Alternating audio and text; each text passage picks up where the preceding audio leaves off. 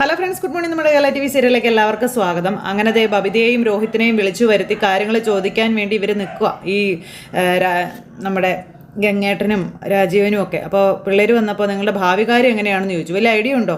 അപ്പം ഞാൻ എഞ്ചിനീയറിങ്ങിനാണല്ലോ, അത് കംപ്ലീറ്റ് ചെയ്യണമെന്നും ഇലക്ട്രിക്കൽ എഞ്ചിനീയറിംഗ് ആണ് എന്നൊക്കെ നമ്മുടെ രോഹിത്ത് പറയുമ്പോൾ ഞാൻ ഡിഗ്രി ഫസ്റ്റ് ഇയറിലേ ആയിട്ടുള്ളൂ എന്ന് ബബിത. അപ്പോൾ അതൊന്നും അല്ല ഞാൻ ചോദിച്ചത്, ഇനി നിങ്ങൾ ഇവിടെ തന്നെയാണോ താമസിക്കാൻ ഉദ്ദേശിക്കുന്നത് എന്നാണ് ഞാൻ ചോദിച്ചത് എന്ന് അദ്ദേഹം പറയുമ്പോൾ ഇവർ രണ്ടുപേരും അങ്ങോട്ടും ഇങ്ങോട്ടും അങ്ങനെ നോക്കുക കേട്ടോ. കമലയ്ക്കാണേ ദേഷ്യം വരാൻ തുടങ്ങി. അതോ കടപ്പാട്ടൂരിലോട്ട് തിരിച്ചു പോകാൻ എന്തെങ്കിലും ഉദ്ദേശം നിങ്ങൾക്കുണ്ടോ എന്ന് ചോദിക്കുമ്പം ഇവർ രണ്ടുപേരും അങ്ങോട്ട് ഞങ്ങൾ എന്തിനാണ് പോകുന്നേ, അവിടെ ആരുണ്ടായിട്ടാണ് പോണേന്ന് ചോദിച്ചു. അപ്പോൾ അവിടെ ആരും ഇല്ലേ, നിങ്ങളുടെ അച്ഛൻ എന്താ മരിച്ചുപോയോ എന്ന് ഗംഗേട്ടൻ ചോദിക്കുക. അപ്പോൾ ആ മനുഷ്യനുള്ളതും ഇല്ലാത്തതും കണക്കാൻ എന്തിനാ അങ്ങനെ ഒരു അച്ഛൻ എന്ന് ഈ മകൻ ചോദിക്കുമ്പോൾ ഇവർ രണ്ടുപേരും അന്തം വിട്ട് അങ്ങോട്ടും ഇങ്ങോട്ടും നോക്കുക കേട്ടോ. അതായത് ഈ രാജീവനൊക്കെ, കാരണം ഇത്രമേലാക്കിയത് അവരാണല്ലോ. അവിടെ ഒരുത്തിയുണ്ടല്ലോ അലീന, അച്ഛനിപ്പോൾ അവളെ മാത്രം മതി, ഞങ്ങളാരും അച്ഛൻ്റെ മക്കളല്ല എന്നൊക്കെ രോഹിത് ഇങ്ങനെ നിന്ന് തട്ടി വിടുമ്പം നിങ്ങളുടെ അച്ഛൻ എന്ത് ചെയ്യണമെന്നാണ് നിങ്ങളുടെ ആഗ്രഹമെന്ന് ചോദിച്ചുവൻ. ആദ്യം അവളെ അവിടെ നിന്ന് മാറ്റണമെന്ന് പറഞ്ഞു. അപ്പോൾ അത് അയാളുടെ മകളല്ലേ, ഇത്രയും കാലം ആ മകൾ എവിടെയായിരുന്നു എന്ന് ചോദിച്ചു. അവളെ തിരിച്ചു കൊണ്ടേ വിടണം, ഞങ്ങൾ താമസിക്കുന്ന വീട്ടിൽ അവൾ വേണ്ട എന്ന് ബബിത പറയുമ്പം ഒരച്ഛൻ എല്ലാ മക്കളും ഒരുപോലെയാണ്, ഒരാളെ അനാഥാലയത്തിലും മറ്റേ ആളെ ബംഗ്ലാവിലും താമസിപ്പിക്കുന്നതിൽ എന്തെങ്കിലും നീതി ഉണ്ടോ എന്ന് രാജീവൻ ചോദിച്ചു. വേറെ എവിടെ വേണമെങ്കിലും താമസിപ്പിച്ചോട്ടെ, കടപ്പാട്ടൂർ വീട്ടിൽ വേണ്ട, അത്രേ ഞങ്ങൾ പറയുന്നുള്ളൂ. അലീനയെ മാറ്റി താമസിപ്പിക്കുന്ന കാര്യം ഞങ്ങൾ ബാലചന്ദ്രനോട് പറഞ്ഞിട്ടുണ്ട്, ഇനിയും അതിനെപ്പറ്റി പറയും എന്ന് രാജീവൻ പറയുന്നു. നിങ്ങൾ പറഞ്ഞതുകൊണ്ട് എന്താ കാര്യം, അച്ഛനത് സമ്മതം അല്ലല്ലോ എന്ന് ബബിതയുടെ വകയൊരു ഡയലോഗും കൂടി.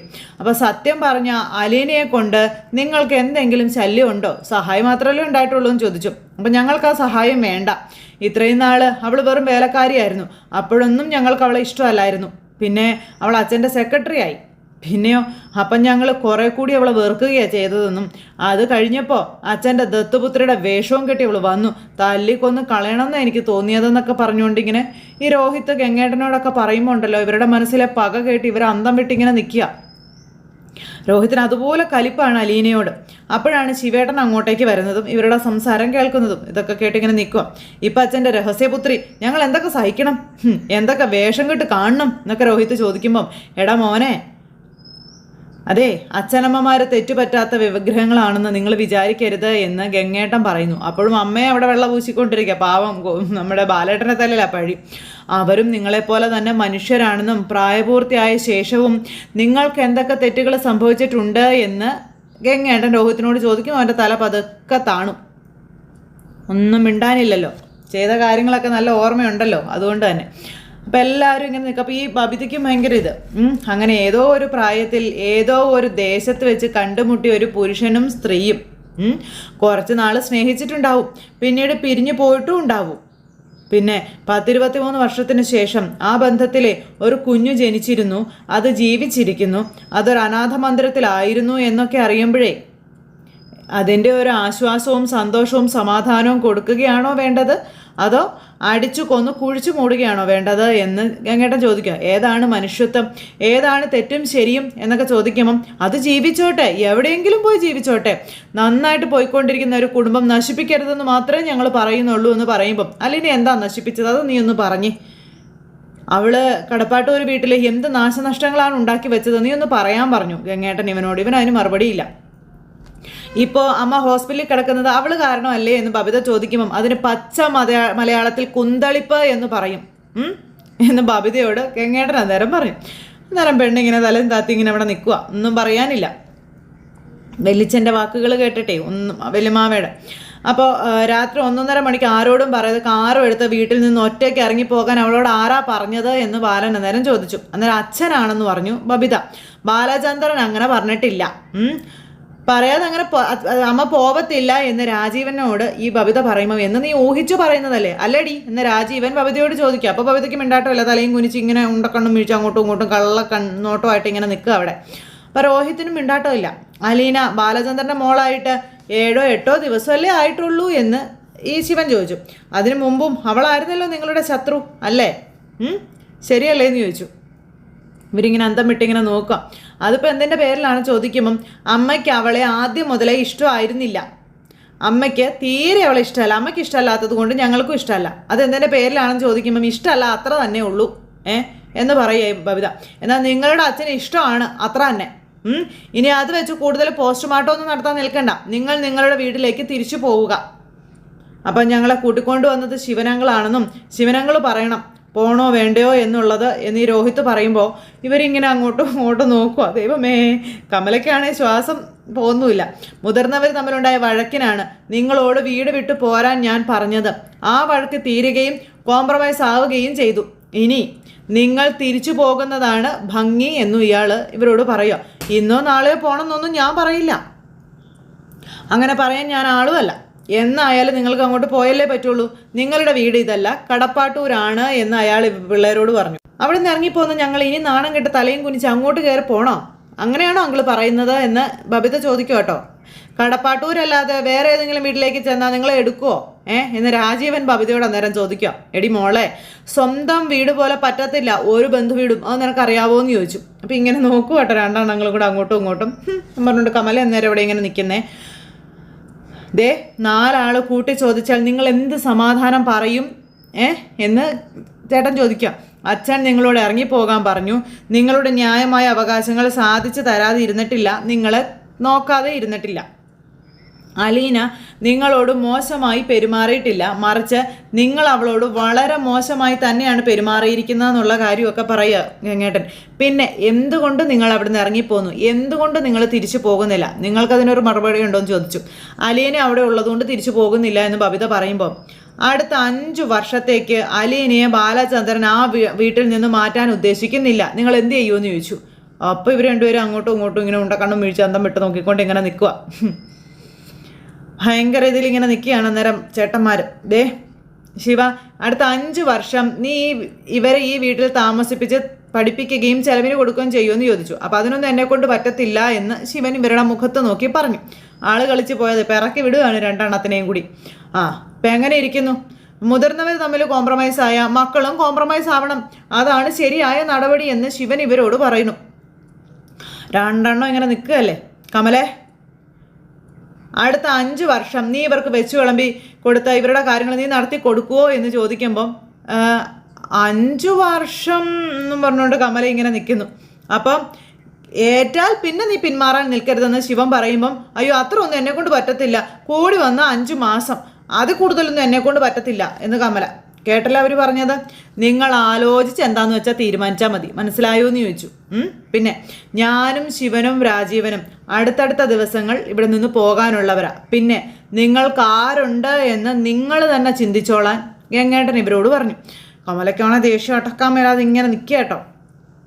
പിന്നെ ദേ, ഇത്രേ എനിക്ക് നിങ്ങളോട് പറയാനുള്ളൂ, ഇനി എന്താണെന്ന് വെച്ചാൽ നിങ്ങൾ തീരുമാനിച്ചോളാനും പറഞ്ഞിട്ട് ഗംഗേട്ടൻ ഇങ്ങനെ നിൽക്കുമ്പം ബബിത അവിടുന്ന് പോയി, രോഹിത്തും അവിടുന്ന് അങ്ങ് പോയി, കൊതി കയറി പോയതാ. അങ്ങനെ അവർ രണ്ടുപേരും അങ്ങ് പോയി കഴിഞ്ഞപ്പോഴേക്കും ഇവരെല്ലാവരും കൂടി ഇവിടെ ഇങ്ങനെ നിൽക്കുക കേട്ടോ. എന്നിട്ട് ചേട്ടൻ അനിയന്മാരെ ഇങ്ങനെ നോക്കി, അവർ തീരുമാനിക്കട്ടെ എന്താ വേണ്ടതെന്ന്. അപ്പം പറഞ്ഞ് മൂളിക്കൊണ്ട് ഇങ്ങനെ അവരെല്ലാവരും കൂടെ അവിടെ നിൽക്കുന്നു. ഇത് കഴിഞ്ഞ് ഹരിയോട് ചെന്ന് വിവരങ്ങളെല്ലാം പറയുകയാണ് രോഹിത്തും ബബിതയും. അപ്പോൾ ദേ, ഇനി നമ്മൾ ഇങ്ങനെ മുന്നോട്ട് പോയിട്ട് കാര്യമൊന്നുമില്ല, അപ്പം ഞാൻ ആ വീട്ടിലോട്ട് പോകത്തില്ല, ദേ നാട് വിട്ട് പോകേണ്ടി വന്നാലും ശരി ഞാൻ അങ്ങോട്ട് പോകത്തില്ല എന്ന് രോഹിത്ത് പറയുന്നത് കേട്ടോണ്ടാണ് കമല റൂമിലേക്ക് കയറി വരുന്നത്. അപ്പം ഇവർ അവിടെ ഇരിക്കുകയാണല്ലോ. ഇവിടെ എന്നതാ ഒരു ഗൂഢാലോചന എന്ന് കമല ചോദിച്ചു. അപ്പോൾ ഇവർ രണ്ടുപേരും വിഷമിച്ചിരിക്കുക. അതാണോ ഗൂഢാലോചന എന്ന് ഹരി ചോദിക്കുമ്പം, വിഷമിക്കാനിപ്പോൾ ഇവിടെ എന്താ ഉണ്ടായെന്ന് ചോദിച്ചു. അവരെല്ലാവരും കൂടെ ഇപ്പോൾ ഒരു ഗ്രൂപ്പ് ആയില്ലേ, അതാ ഇവരോട് കടപ്പാട്ടൂരോട്ട് തിരിച്ചു പോകാനല്ലേ പറഞ്ഞിരിക്കുന്നത്, വലിയ ചതിയായി പോയിട്ടോ ചെയ്തതോ എന്നൊക്കെ പറഞ്ഞ് ഇങ്ങനെ വലിയ ഡയലോഗുകൾ ഇങ്ങനെ ഹരി.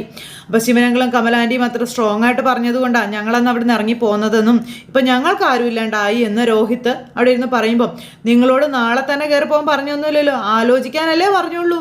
ശിവേട്ടനും ഗംഗേട്ടനും രാജീവും ഒക്കെ ഈ ആഴ്ച തന്നെ ഇവിടെ നിന്ന് സ്ഥലം വിടും, നിങ്ങൾക്ക് നല്ല മനസ്സുണ്ടെങ്കിൽ മാത്രം നിങ്ങൾ പോയാൽ മതിയെന്ന് കമല പറയുമ്പോൾ, ഞാൻ പോകത്തില്ല, വീട്ടിലാണെങ്കിൽ അമ്മ പോലും ഇല്ല, അവിടെ ചെല്ലുമ്പോൾ അവളെ ഫേസ് ചെയ്യണ്ടേന്ന് ചോദിക്കാം. അച്ഛൻ്റെ പുന്നാര മോളല്ലേ അവള്. അപ്പോൾ കമല ദേ ബബിതയുടെ അടുത്തേക്ക് ചെന്നു. നിങ്ങൾ പോകണ്ടെന്നേ, ഇവിടെ നില്ല്, പിന്നെ കുറച്ച് ദിവസം കഴിയുമ്പോൾ നിങ്ങളുടെ അച്ഛൻ തനിയെ തിരക്കി വന്നോളൂ, അല്ലെങ്കിൽ അപ്പോഴേക്കും വൈജ ഹോസ്പിറ്റലിൽ നിന്ന് ഇറങ്ങും, അന്നേരം അവളൊരു തീരുമാനം ഉണ്ടാക്കിക്കോളും എന്ന് കമല ഇവരോട് പറയുക. അപ്പോൾ ഞങ്ങളിവിടെ താമസിക്കുന്നത് ആൻറ്റിക്കൊരു ശല്യമാണോ എന്ന് രോഹിത്ത് ചോദിക്കുമ്പം, എനിക്ക് ഒരു ശല്യവും ഇല്ല, ഞാനും ശിവേട്ടനും കൂടെയല്ലേ നിങ്ങളെ അവിടെ നിന്ന് ഇങ്ങോട്ട് കൂട്ടിക്കൊണ്ട് വന്നത്, അപ്പോൾ അവിടെ ഇവിടെയും തൊടാതെ വർത്താനം പറയാൻ കമലയ്ക്ക് അറിയാം, അപ്പം ഞാനും ഉണ്ടായിരുന്നല്ലോ, ഞാനുണ്ടടി നിങ്ങളുടെ കൂടെ എന്ന് പറഞ്ഞുകൊണ്ട് ഹരി അപ്പോൾ വൈദ്യ ഹോസ്പിറ്റലിൽ നിന്ന് തിരിച്ചു വന്നാൽ വേറെ വീടെടുത്ത് താമസിക്കും. ഏതായാലും അലീനയും വൈജയും കൂടി ഇനി ഒന്നിച്ചു പോവത്തില്ല, അത് ഉറപ്പുള്ള കാര്യമാണെന്ന് കമല പറയുമ്പം അമ്മയ്ക്കും ഇഷ്ടമല്ല ഞങ്ങൾ കടപ്പാട്ടൂരോട്ട് തിരിച്ചു പോകുന്നത് എന്ന് ബബിത പറയാം. അപ്പോഴത്തേക്കും കമലയ്ക്ക് അപ്പം അതാണ് പ്ലാൻ എന്നുള്ള രീതിയിൽ നിൽക്കുക. അപ്പോൾ അച്ഛൻ്റെ മകളാണെന്ന് ഡിക്ലെയർ ചെയ്തതോടുകൂടി അവൾ വലിയ മഹാറാണിയായിട്ട് ആ വീട്ടിൽ ഞെളിഞ്ഞ് നടക്കുകയായിരിക്കും അവളെന്നൊക്കെ രോഹിത് പറയുമ്പോൾ എന്നും പറഞ്ഞ തലയായിട്ടുമാണ് ഈ കമല. നടുപ്പുറം നോക്കി ഒരു ഒറ്റ ചവിട്ട് കൊടുത്ത് അത്തീരുന്ന കേസേ ഉള്ളൂ അവളൊക്കെ എന്നും പറഞ്ഞുകൊണ്ട് ഹരി എന്നിട്ട് അവിടെ ഇരുന്ന് പറയുക. അപ്പോഴും അമ്മയിരുന്ന് തലയാട്ടുക. എനിക്ക് ആ വീട്ടിലോട്ട് കയറാൻ പോലും തോന്നുന്നില്ല എന്നും പറഞ്ഞുകൊണ്ട് രോഹിത്. അച്ഛനൊക്കെ ഇങ്ങനത്തെ അച്ഛനാണോ എന്നാണ് മകൻ്റെ സംശയം. ഭയങ്കര ദേഷ്യം. ഞാൻ എൻ്റെ സ്വപ്നത്തിൽ പോലും വിചാരിച്ചില്ല എങ്ങനെ. അപ്പം അതാണ് അയാളുടെ സംസ്കാരം മാത്രമേ ഉള്ളൂ എന്ന് കമല ഇരുന്ന് പറയണു. അപ്പം കുപ്പക്കുഴിയിൽ കിടന്നവനാ. 4 കാശുണ്ടായപ്പോഴേ വലിയ ആള് കളിക്കുന്നു എന്നൊക്കെ പറഞ്ഞ് കമല ഭയങ്കര ഡയലോഗ്. നിങ്ങൾ വൈജ പറയുന്നത് പോലെ ചെയ്താൽ മതി, അതിനപ്പുറം നിങ്ങൾ പോകണ്ടെന്നും കമല ഇവർക്ക് പറഞ്ഞു കൊടുക്കുന്നു. അല്ലാണ്ട് പിന്നെ ഇതിനെന്താ പറയണ്ടേന്ന് പറഞ്ഞുകൊണ്ട് കമല അവിടെ നിന്ന് എഴുന്നേറ്റ് പോയി. ഇത് കണ്ടോ, കാര്യങ്ങൾ ഇത്രയൊക്കെ ഉള്ളെന്നും നിങ്ങൾ ചുമ്മാ ടെൻഷൻ അടിക്കേണ്ട ആവശ്യമൊന്നുമില്ല എന്ന് പറഞ്ഞ് ഹരി ഇവർക്ക് ഉപദേശങ്ങളായിട്ട് പറഞ്ഞു കൊടുക്കുക. അതെല്ലാം കഴിഞ്ഞു. പിന്നെ നമ്മുടെ മനു വീട്ടിലോട്ട് വരുക. അപ്പോഴേക്കും കമല അവിടെ നിന്ന് ഫോണിൽ വിളിക്കുക. ആര് വരാൻ, ആർക്കാ സമയം, കുട്ടികൾക്ക് സ്കൂളിൽ പോകണം, എൻ്റെ പൊന്നു സുലോചനെ ഞാനല്ലേ ഉള്ളൂ ഇവിടെ ഉള്ളവർക്കെല്ലാം വെച്ച് വിളമ്പാൻ എന്നൊക്കെ പറഞ്ഞുകൊണ്ട് കമല ഇങ്ങനെ ഫോണിൽ വിളിക്കുന്നില്ല. മനു പുറത്ത് വന്നു കേൾക്കുക കേട്ടോ. അപ്പോൾ ഒരു ജോലിക്കാരി അവൾക്ക് തോന്നുമ്പോൾ വന്ന് വീടൊക്കെ തൂത്തു തുടച്ച പാത്രങ്ങളും തേച്ച് കഴുകി അലക്കാനുള്ളത് അലക്കിയിട്ടേച്ചങ്ങ് പോകും. അതുകൊണ്ട് വല്ലതും ആയോ? അപ്പോൾ എപ്പോഴും ഞാൻ മാത്രമേ ഉള്ളൂ. സുനന്ദേച്ചിക്ക് ജോലിക്ക് പോകണം, അലീന ബൈസ്റ്റാൻഡറായിട്ട് വന്ന് നിൽക്കാമെന്ന് 100 തവണ പറഞ്ഞതാ. അപ്പോൾ വൈജേച്ചിക്ക് സമ്മതമല്ല, കണ്ണു തിരിഞ്ഞാൽ കണ്ടുകൂടാ അതിനെ എന്നും പറഞ്ഞുകൊണ്ട് ആ സുലോചന പറഞ്ഞു. അപ്പോൾ വേറെ ആരെങ്കിലും നോക്കൂ സുലോചനെ, എനിക്കിവിടെ പിടിപ്പത് പണിയുണ്ടെന്ന് പറയാം, വെക്കാട്ടോ എന്നും പറഞ്ഞുകൊണ്ട് ഫോണും അങ്ങ് കട്ട് ചെയ്തു. അപ്പോഴാണ് മനു അങ്ങോട്ടേക്ക് കയറി വരുന്നത്. അപ്പോൾ വൈജയ്ക്ക് ബൈസ്റ്റാൻഡറായിട്ട് നിൽക്കാൻ ഇവിടുന്ന് ആരെങ്കിലും വിടുമെന്ന് സുലോചന. ഇവിടെ ആരിയ്ക്കുന്നു? അപ്പോൾ രഞ്ജു ഒരു ദിവസം പോട്ടെ, അല്ലെങ്കിൽ ബബിത പോട്ടെ എന്ന് മനു. അപ്പോൾ രഞ്ജുവിന് പഠിക്കാനില്ലേ, അത് കൊള്ളാമല്ലോ, ബബിതയ്ക്ക് കോളേജിൽ പോകണ്ടേ എന്നും ചോദിച്ചാണ് കമല. അപ്പോൾ ഒരു ദിവസം വേണമെന്ന് വെച്ചാൽ അഡ്ജസ്റ്റ് ചെയ്യാനൊക്കെ ആരെ കൊണ്ടാണേലും പറ്റും, അമ്മയ്ക്ക് വേണമെങ്കിലും സാധിക്കുമെന്ന് മനു പറയുമ്പോൾ പിന്നെ ഇവിടുത്തെ കാര്യം ആര് നോക്കും, 2 പെൺപിള്ളേരില്ലേ ഇവിടെ, അവർക്കെന്താ ഒന്നും അറിയാൻ മേലെ എന്ന് മനു ചോദിക്കുമ്പോൾ അവർക്ക് കുന്തം അറിയാവുന്നതായി അമ്മ. കടപ്പാട്ടൂര് പോയി അടിച്ചിറക്കാനും ഭരണം ഏറ്റെടുക്കാനും പാറ വയ്ക്കാനും ഒക്കെ ആയിരുന്നെങ്കിൽ അമ്മയ്ക്ക് ഇഷ്ടം പോലെ സമയം ഉണ്ടായിരുന്നല്ലോ ഇല്ലേ? അമ്മ അന്നേരം മോനെ ഒരു നോട്ടം. അന്നേരം സ്വന്തം വീടും ഇവിടെ ഉള്ളവരൊന്നും അമ്മയ്ക്കൊരു പ്രശ്നമേ അല്ലല്ലേ എന്ന് ചോദിക്കുമ്പോൾ മനു വന്ന ഉടനെ തന്നെ കുറ്റം പറച്ചിൽ തുടങ്ങിയോ നീ? ഇതിനാണോ നീ എറണാകുളത്തുനിന്ന് വണ്ടി ഓടിച്ച് ഇവിടം വരെ വന്നേ? അതെ, തീർന്നിട്ടില്ല, കുറച്ചുകൂടി എനിക്ക് പറയാനുണ്ടെന്ന് മനു പറയുമ്പോൾ നിനക്ക് അത്രയ്ക്ക് വിഷമാണെങ്കിൽ നീ പോയി ബൈജയ്ക്ക് ബസ് സ്റ്റാൻഡറായിട്ട് നിൽക്കടാ എന്ന് കമല മനുവിനോട് പറയാം. അത് കേട്ടപ്പോൾ മനുവിന് ദേഷ്യം വന്നു. അലീന ഹോസ്പിറ്റലിൽ കിടന്നപ്പോൾ അവൾക്ക് ബൈ സ്റ്റാൻഡറായിട്ട് നിന്ന് നല്ല എക്സ്പീരിയൻസ് ഉണ്ടല്ലോ നിനക്ക്. അത് കേട്ടപ്പം അമ്മ അവൾക്ക് ആരും ഉണ്ടായിരുന്നില്ല, ഞാനേ ഉണ്ടായിരുന്നുള്ളൂ എന്ന് മനു. ഇപ്പം എല്ലാവരും ഉണ്ടല്ലോ അല്ലേ, അലീനയുടെ കൂടെയാണല്ലോ സകലരും എന്ന് കമല. അവളാണിപ്പോൾ ദേവത. ഞാനൊന്നും കൂടുതൽ പറയുന്നില്ലെന്നും പറഞ്ഞുകൊണ്ട് കമല വലിയ ഡയലോഗ് അടിക്കുമ്പോൾ മനുവിന് ശരിക്കും ദേഷ്യം വരുന്നുണ്ട്. മനു ഒന്നും മിണ്ടിയില്ല. ഇത്രയും പറഞ്ഞിട്ട് അമ്മ അങ്ങ് കയറിപ്പോയി. മനു എന്നിട്ട് ഇങ്ങനെ കഷ്ടം എന്ന് ആലോചിച്ച് ഇങ്ങനെ നിൽക്കുക. എന്നിട്ട് നേരെ മനു അച്ഛമ്മ കാണാനായിട്ട് അങ്ങോട്ട് കയറി ചെന്നു. അപ്പോൾ മുത്തശ്ശി അവിടെ ഇരിപ്പുണ്ട്. അപ്പോൾ നീ ഇവിടെയെങ്കിലും ഇല്ലേടാ കൊച്ചേന്ന് അമ്മ ചോദിക്കുമ്പോൾ എറണാകുളത്തിന് പോകേണ്ടി വന്നു, ആഴ്ചയിൽ ഒരു 3 ദിവസം ഓഫീസിൽ പോയേ പറ്റത്തുള്ളൂ എന്ന് മനു പറയുമ്പം നീ വന്നിട്ട് വല്ലതും കഴിച്ചോന്ന് ചോദിച്ചു.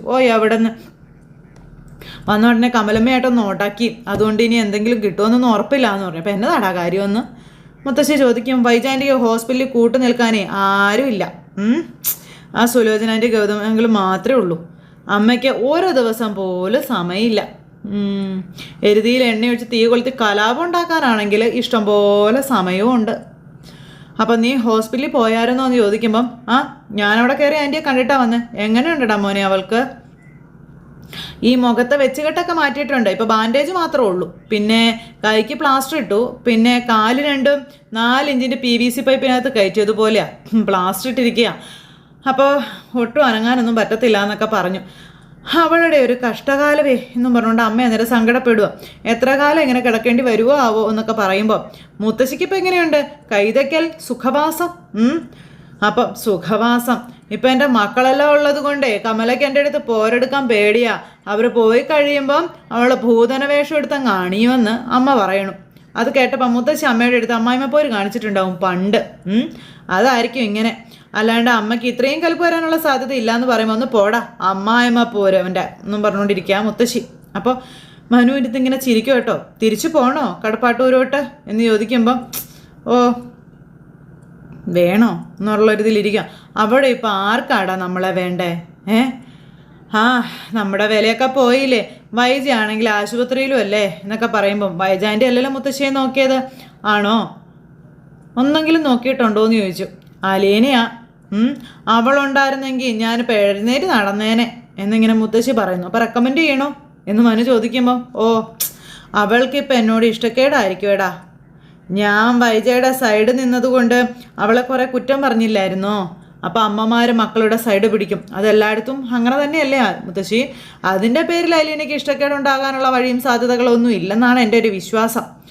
അപ്പോൾ എടാ ഇനി അവൾ എന്നെ നോക്കുവോടാ എന്ന് മുത്തശ്ശി ഇങ്ങനെ ചോദിക്കുക. ബാലചന്ദ്രൻ്റെ മോളല്ലേ അവൾ? ആ അവകാശവും അധികാരവും അവൾക്കുണ്ടല്ലോ. അപ്പോൾ പിന്നെ അവൾ എന്നെ നോക്കുവോടാ? വേലക്കാരിയായിരുന്ന കാലമൊക്കെ മാറിയില്ലേ, ഒടയക്കാരി ആയില്ലേ എന്നൊക്കെ പറയുമ്പം മുത്തശ്ശിക്ക് അലീനയെ അറിയാൻ മേലാത്തത് കൊണ്ടാണ് മുത്തശ്ശി. സ്ഥാനമാനങ്ങൾ കണ്ട് ഭ്രമിക്കുന്നവളല്ല അവൾ. അത് മുത്തശ്ശിക്ക് അറിയാവോ എന്ന് ചോദിച്ചു.